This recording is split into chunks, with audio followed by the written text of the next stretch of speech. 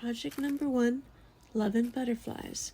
So I'm starting with these die-cut butterflies from Dollar Tree, and I'm going to be using the small and medium-sized ones. We have the wooden love sign from Dollar Tree, left over from Valentine's Day. We also have the Dollar Tree wall stickers in gold. So I'm going to start by painting the sign with white chalk paint. It's actually Adirondack. And I'm painting front, back, sides. The back I'm giving just one coat, and then the front I think was probably about 3 coats. Now I have these stickers that the color matches. I'm sorry, not stickers, Rub-On transfers, and the color matches the leaf stickers. So I decide love, life, laughter would be a good phrase. And I get like really excited at first and use that Cricut looking tool, but the gold actually lifts up a little bit because I went back and forth. So I actually slow down and go over the letters like one by one in one direction, and that seems to be much more accurate as far as getting the whole letter down. So the letter E there is going to bother me for a while. I'm just trying, like I'm fussing with it, just trying to get it to look as good as the other letters. And finally, I noticed there's a little bit of gold left on the plastic part, and so I placed that over top of the E and rub it down, and it makes it look great. So I'm finally happy with the word life, and I move on to laughter, and this time I'm a lot more careful. I use the popsicle stick, and I just go over it slowly in one direction and have a nice little reveal here. Perfect. So welcome and welcome back to my channel. I appreciate you. I hope that you would take a minute to give me a big thumbs up, subscribe, so you can keep seeing content like this, and your friends and family and other people in the YouTube world will be able to see more of this content. So right now I'm fussing around with the stickers, trying to decide the direction I want them to go, and this is really a matter of personal taste. I liked how it looked coming down like that, like it was a branch on a tree, so I decided to do it like that. And I also kept all the trimmings, because you never know when you might need, just a little bit to fill in somewhere. So I'm doing like a non-perfect trim here, because I'm actually going to come in with some medium grit sandpaper and sand the edges on the sticker. And people don't realize you can actually use sandpaper for stickers. A lot of people think you can just do it for the paper or the fabric, but it actually works great for the stickers as well. Now, I can count on one hand the number of times that I've used Mod Podge on top of a project, and now this is the second time in the short life of my channel that I'm going to be using Mod Podge on top of these stickers. And the reason being is they have a shine to them. So before I Mod Podge, I just want to trim the edges with the sandpaper there, like I was explaining earlier. And that does a really good job. The little bits that were hanging over the edges come right off. And then it's just a nice, thin, even coat. I'm really careful about how I lay it down. Make sure there's no bubbles or chunks or, anything like that. Just a nice, thin coat here. And I'm just going to go over the whole word, and that's just going to even things out. So you don't see the rough chalk paint texture and then the shiny texture of the sticker. You actually see one even coat. Then I'm going to finish this project up with these little butterflies. I actually have 2 of each design, and I make a little circle on the end of a length of wire And then I put that on one butterfly with glue and press the other butterfly on top of it. So you end up with a double-sided butterfly on the end of a wire. I'm going to twist the wire, and then I'm going to make another circle at the bottom and glue that to the back of the word, like you see here. I just need to press it down so it settles down into the glue, and then I'm going to put some more glue on top, and then a little piece of ribbon the same color as the back of the word, and that's just to make it blend in better, because I didn't feel like putting something on the back because it would have involved a lot of fussy cutting or fire or a lot more sanding. So I'm just using white ribbon so that it blends in. And I'm going to do the same for 2 more butterflies, and then I'm going to give you a better look at the final reveal.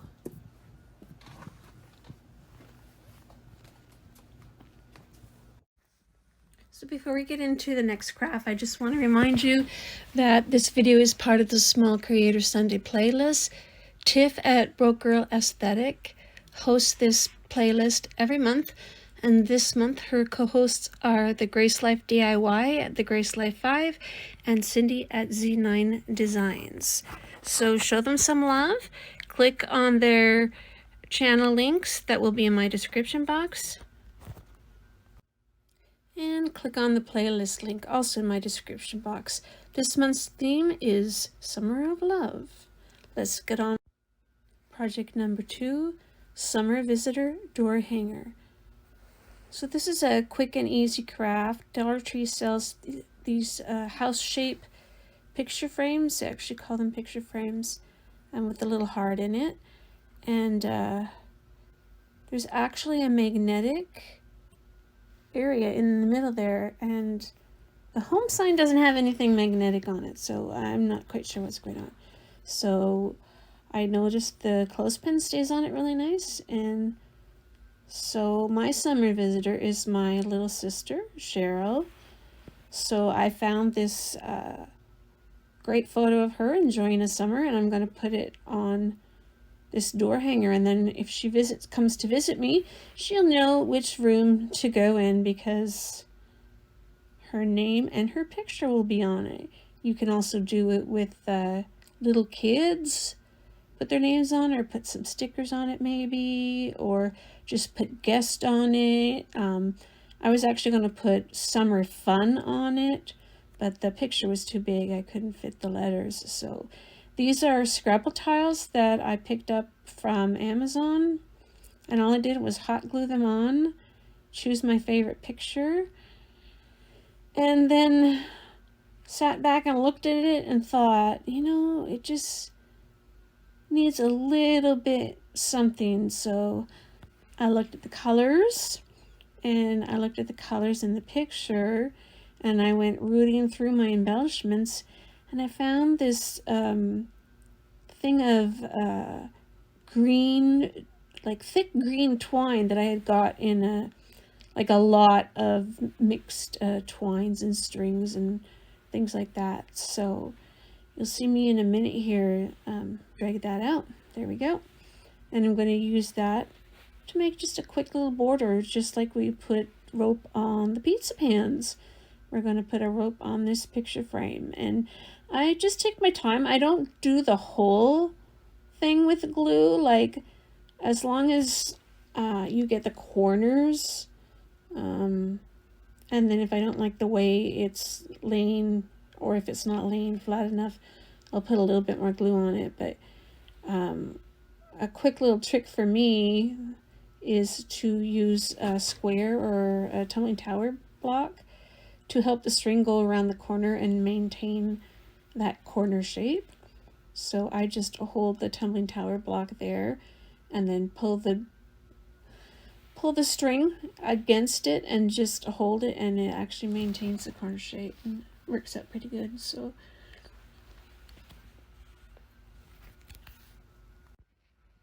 I just want to say thank you for watching my video, and I hope you keep watching to the end. And if you like my content, or you like my crafting style, or you like my crafts, or a little bit of everything, then please give me a big thumbs up. It's easy, it's free, just a click. And you can subscribe by clicking on the red subscribe button, the bell and all, and then YouTube will send you notifications when I post new content. The more thumbs up I get, the more subscribers I get, the more YouTube will recommend my photo to, or recommend my videos to other YouTubers and other viewers. And I can keep putting out fun things for you to watch and enjoy. So again, thank you. And I'll just let you watch here. I'm just finishing up with the string.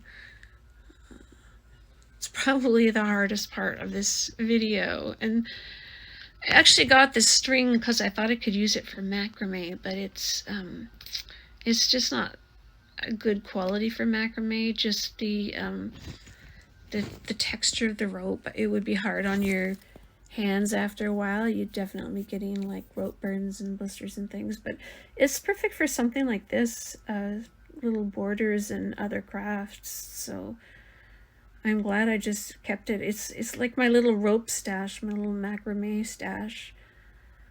And I think I have like 5 of these green twines of this rope, so I'm gonna have to find more borders to use it on. Alright, so we're finishing up here. I'm just looking at how the rope is laying, adding a little bit more glue, and then this project is pretty much done. There's my little sister, and there's my craft.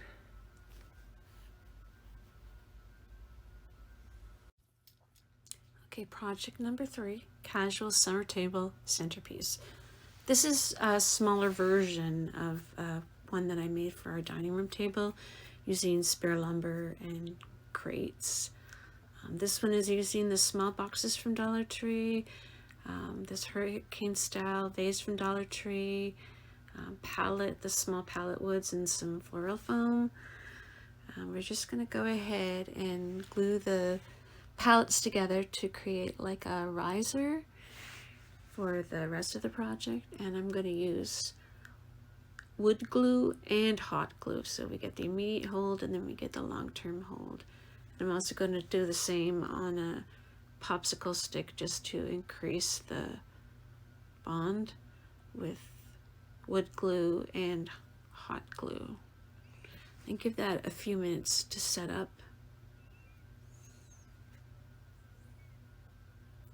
And then I start painting. So I'm putting the paint on with a brush, but then I'm using the damp baby wipe to spread it out and make it be kind of like a wash, but a little bit darker. I actually at one point had to turn off the camera and go and get a fresh box of baby wipes because mine was a little bit dried out and I wasn't getting the effect that I wanted. Instead of using spackle that I don't have, I just taped the back here and put some glue in it. It's going to be a little bit noticeable, but you know, it's not going to be something I'm going to be worried about. It's not going to be something that people are going to like zoom in and see right away. So I painted these yellow in the middle, used the Adirondack chalk paint for the petals, and then I'm using a brown water-based acrylic marker to do the dashes for the petals. And I think it looks great defined like that. So the crates were washed with the same brown as the riser, and then a coat of, just a single coat of Adirondack chalk paint. I let that dry, and then I gave it a really good sanding before I started putting the little daisies on here. So each side was sanded down really good to make the corners especially appear worn. So once I get those on there, I'm going to start assembling, making sure everything looks the way I want it. And it does. The tag on the bottom of the vase won't come off, so I actually pour a little bit of water on top of it, and then I take my sanding block and I just rub in circles. See, it's already, I put the water on and it already loosens up, and then I take the sanding block and get the rest of the label off.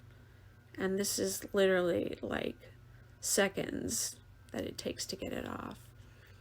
Just give it a nice little wipe down, and it becomes part of our little centerpiece here. These are some of the flowers that I chose. I thought they were kind of summery, like wildflower type, the daisies, and I think it's dahlias was the other one. And I like to cut them all, see what I have. I actually had weird numbers, so each crate is just a little bit different if you look at it on the back, but if you're looking at it on the side, it looks great. And it does look good on the back. It's just not like, it just doesn't completely mirror the other side. So, but I wanted that white daisy in the front there to match with the daisy on the crate. And there you have it. The final reveal.